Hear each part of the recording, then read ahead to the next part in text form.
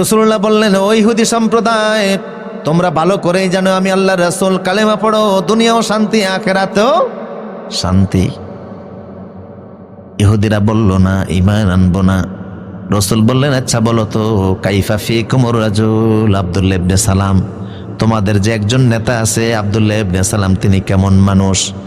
ক্বালু আখিয়ারুনা ওয়া আ'লামু মিন্না। ইহুদিরা এক সুরে বলে উঠল, উনি আমাদের মধ্যে সবচেয়ে শ্রেষ্ঠ, সুন্দর, ভালো মানুষ।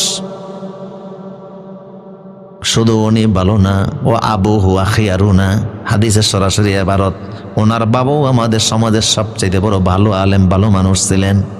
ও আ'লামুনা, আমাদের সমাজের সবচেয়ে উনি বড় আলেম, ওনার বাবাও ছিলেন সবচেয়ে বড় আলেম। রাসূল বললেন, তাহলে তোমাদের সেই সেরা আলেম যদি উনি কালেমা পড়ে আমার উম্মত হয়ে যায়, তোমরা কি বলো? ওরা বলল, আল্লাহর কাছে পানা আছে, এটা কোনোদিন হতে পারে না, আমরা মোটেও চাই না, আর আব্দুল্লাহ ইবনে সালাম এই কাজ করবেও না। বুঝতেছেন? এমন সময় পর্দার আড়ালের ভিতর থেকে আব্দুল্লাহ ইবনে সালাম বের হয়ে আসলেন।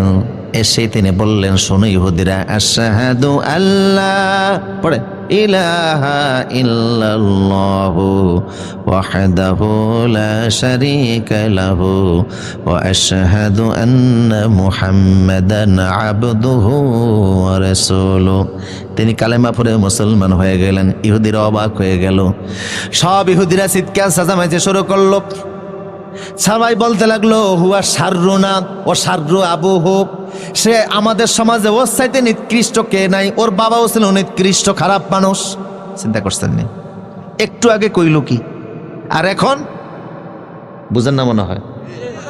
একটু আগে বললো ওনার চাইতে বড় আলেম আর কেউ নাই, ওনার চাইতে ভালো মানুষ আর কেউ নাই, উনিও ভালো, ওনার বাবাও ভালো। আর এখন আবার টোটাল ইউটার্ন, 180 ডিগ্রি অ্যাঙ্গেলে কি হয়ে গেছে, ঘুরে গেছে। কয় ওনার চাইতে মন্দ মানুষ আর কেউ নাই, ওনার বাবার চাইতে মন্দ মানুষ আর কেউ নাই, ও খারাপ, ওর বাপও খারাপ। নাউজুবিল্লাহ বলবেন না?